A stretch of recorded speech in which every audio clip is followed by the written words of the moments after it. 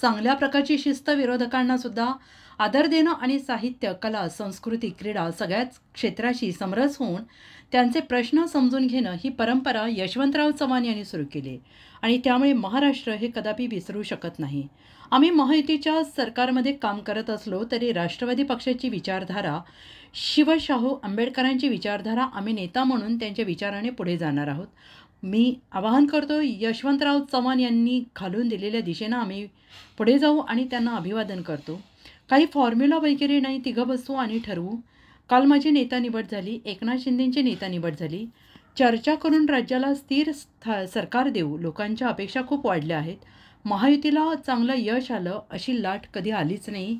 मोदींनी देखील साथ दिली, चांगल्या योजना दिल्या, लोकांपर्यंत पोहोचवण्याचा प्रयत्न केला, त्यामुळे मतदारांनी आम्हाला संधी दिली आणि साथही दिली। आता आम्हाला खूप बहुमत आहे। विरोधकांकडे विरोधी पक्ष नेता बनवणे एवढं देखील बहुमत नाही।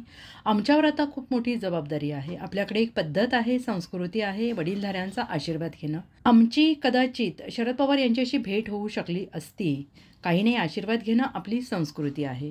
सगळ्या महायुतीच्या कार्यकर्त्यांना, सहकाऱ्यांना, यांनाही सगळ्यांना विश्वासामध्ये घेऊ।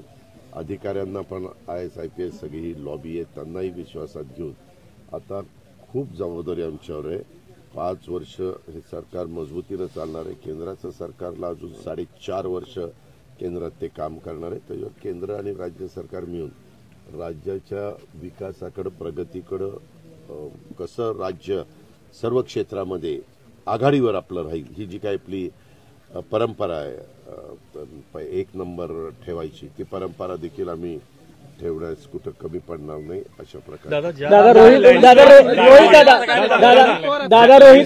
रोहित दादा तुम्हाला भेटले नाही, त्याला हे का आपल्या इथं एक पद्धत आहे, मराठी संस्कृती आहे, आपण वडीलधाऱ्यांचा, आम्ही पण जर लवकर आलो असतो, काय आमच्या त्या पोलिसांनी आम्हाला शहाण्यांनी तिकडेच नेलं, नाही तर कदाचित साहेबांची आमची पण इथं गाठ पडली असती। मी मुश्रीफ साहेबांनी, आमच्या सचिननी, मकरनामा, आम्ही सगळ्यांनी दर्शन घेतलं असतं। आपल्यामध्ये वडीलधाऱ्याचं दर्शन घेतात। तुमच्या घरी तुमच्या वडील समान व्यक्तीची भेट झाली तर दर्शन घेताना प्रीती संगम बघायला मिळाला असता। आपल्याकडं धवल क्रांती झाली असेल, उद्योगधंद्यामध्ये आपल्या इथं क्रांती झाली असेल, आपल्याकडे शेतीमध्ये खूप मोठ्या प्रमाणावर बदल झाले असतील, त्या सगळ्यांचा पाया रचण्याचं काम त्या काळामध्ये चव्हाण साहेबांनी केलं। त्याच्यामुळं महाराष्ट्र कदापि चव्हाण साहेबांना विसरू शकत नाही, ही आपल्याला सगळ्यांना मान्यच करावं लागेल। आम्ही देखील महायुतीच्या सरकारमध्ये काम करत असलो तरी राष्ट्रवादी काँग्रेस पक्षाची विचारधारा शिवशाहू फुले आंबेडकरांची विचारधारा आहे। आम्ही आमचा एक नेता म्हणून जे त्याच्यामध्ये चव्हाण साहेबांच्या विचारांनीच पुढे जाण्याचा आम्ही सतत प्रयत्न करत असतो।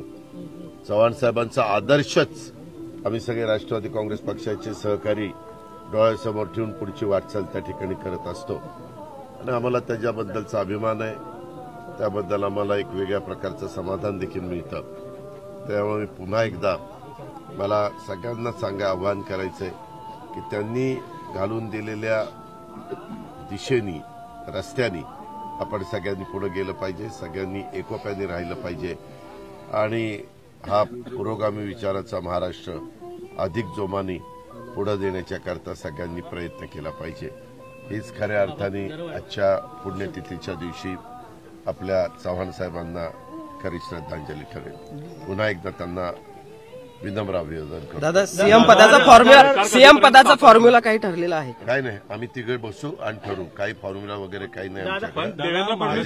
पाठिंबा मिळतोय ऐका तरी तुम्ही लगेच दुसराच प्रश्न काढताय। काल माझी नेता निवड आमच्या राष्ट्रवादी काँग्रेस पक्षाच्या आमदारांनी केली, सर्व अधिकार मला दिले। मला वाटतं एकनाथराव शिंदेची नेता निवड काल संध्याकाळी केली, त्यांना सर्व अधिकार दिलेले आहेत। आता भारतीय जनता पक्षाचे त्यांनी नेता निवड काय करायचं काय नाही त्यांचं काहीतरी ठरलेलं असेल। आज तो मोठा पक्ष तिथं आहे आणि त्याच्यामुळं आम्ही नंतर तिघही एकत्र बसू, वरिष्ठांशी त्या बाबतीमध्ये सगळ्यांशी, आमच्या सहकाऱ्यांशी चर्चा करू, वरिष्ठांशी चर्चा करू आणि राज्याला अतिशय मजबूत अशा प्रकारचं स्थिर सरकार, आणि खूप लोकांच्या अपेक्षा आमच्याबद्दल वाढलेल्या आहेत. पत्रकार मित्रांनो, मी सहज बघत होतो, राज्याची निर्मिती 1 मे 1960 झाली. आज आपण 25 नोव्हेंबर 2024. ह्या कारकिर्दीमध्ये जेवढ्या निवडणुका झाल्या त्याच्यामध्ये जास्तीत जास्त जागा ज्यावेळेस काँग्रेस पक्ष मजबूत होता तेव्हा 222 पर्यंत गेलेलो होतो. आज तो आकडा 232 ते 33 पर्यंत पोहोचलेला आहे.